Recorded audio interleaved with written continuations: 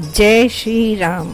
दोस्तों, जैसा कि हमने हनुमान चालीसा के प्रथम भाग में जाना कि हनुमान जी की पवित्र यश गाने से जीवन के चारों पुरुषार्थ यानी चारों फल प्राप्त होते हैं।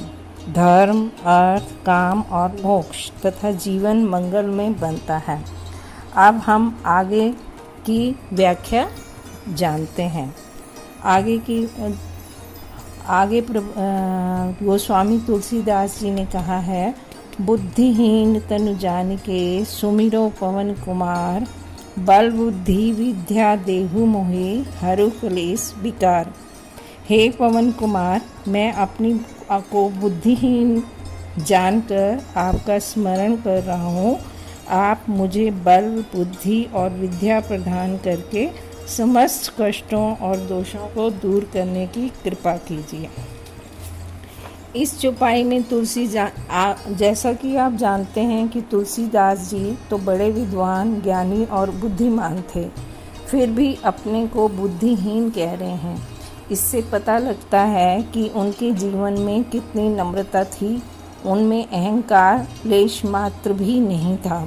अर्थात तुलसीदास जी कहते हैं, स्वयं को पहचानो और अपना उद्धार करो।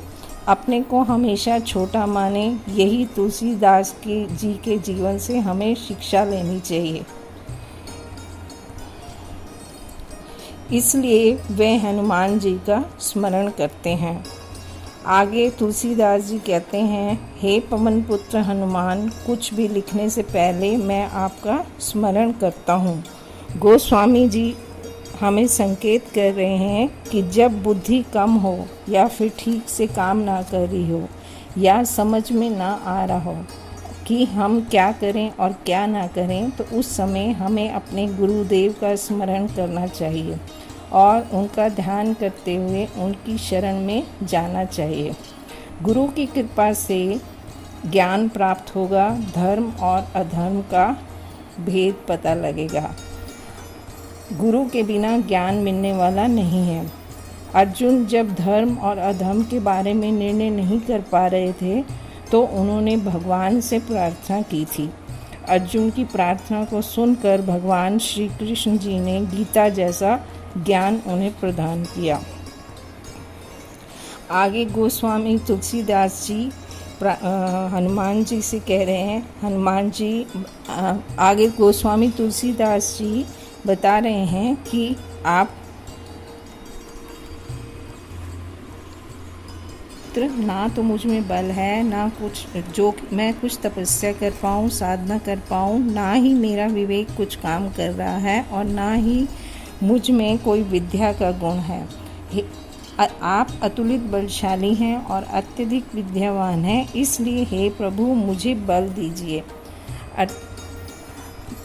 यहाँ गोस्वामी तुलसीदास जी शारीरिक बल की बात नहीं कर रहे हैं, बल्कि आध्यात्मिक बल की मांग कर रहे हैं। शरीर से कोई कितना भी बलवान क्यों ना हो, परंतु यदि उसमें आध्यात्मिक बल, विल पावर नहीं है तो वह परमात्मा की महिमा नहीं गा सकता।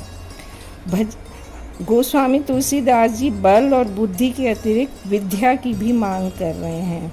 हे पवन पुत्र, मुझे विद्या का भी दान दीजिए। तुलसीदास जी ने लौकिक विद्या की मांग नहीं की, बल्कि आध्यात्मिक विद्या की मांग की है। गोस्वामी तुलसीदास जी हनुमान जी के श्री चरणों में प्रार्थना कर रहे हैं, हे पवन पुत्र, मेरे संपूर्ण क्लेश और दोषों को भी आप अपनी कृपा से नष्ट कर दें, क्योंकि जब तक मुझ में क्लेश और विकार रहेंगे मैं आपका गुणानुवाद नहीं कर पाऊंगा।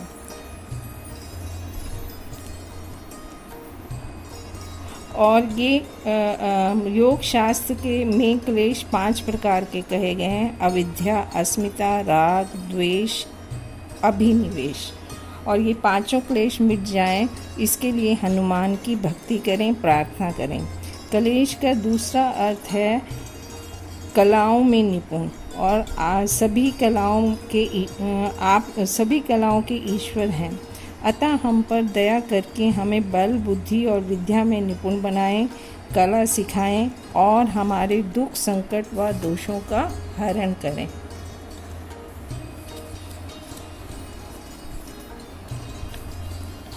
शास्त्रों में 6 विकारों का वर्णन आया है: काम, क्रोध, लोभ, मोह, मद व मत्सर। और कहीं कहीं अहंकार रूपी विकार को लेकर भी चर्चा होती है।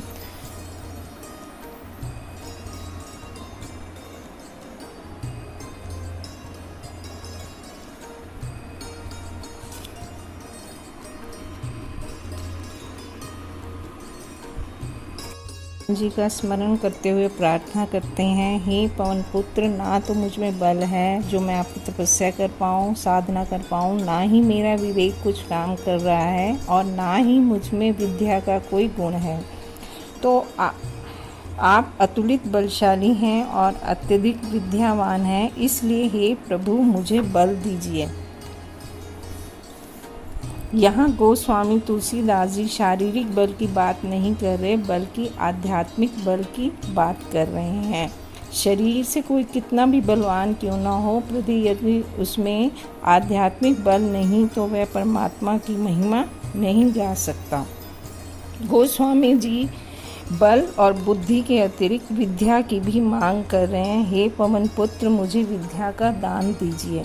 तुलसीदास जी ने लौकिक विद्या की मांग नहीं की, बल्कि आध्यात्मिक विद्या की मांग की है।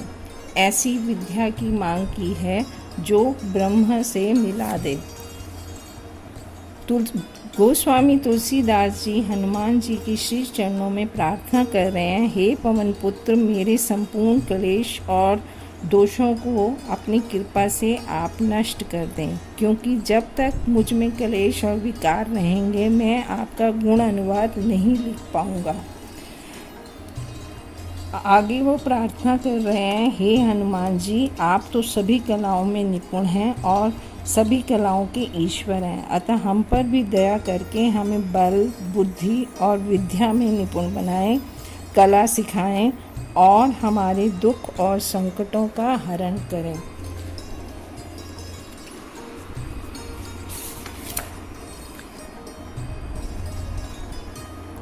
शास्त्रों में वर्णन किया गया है 6 विकारों का: काम, क्रोध, लोभ, मोह, मद व मत्सर। कहीं कहीं अहंकार रूपी विकार को लेकर भी चर्चा आती है। ये 7 विकार 7 दोष हैं। गोस्वामी तुलसीदास जी इन दोषों को हरण करने के लिए प्रभु के चरणों में प्रार्थना कर रहे हैं, और उनकी प्रार्थना में दीनता और नम्रता है।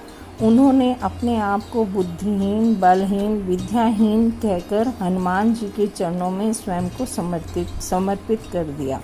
जो भक्त एक बालक की भांति प्रभु चरणों में जाता है तो प्रभु उसे दर्शन भी देते हैं और उस भक्त की पग रक्षा भी करते हैं।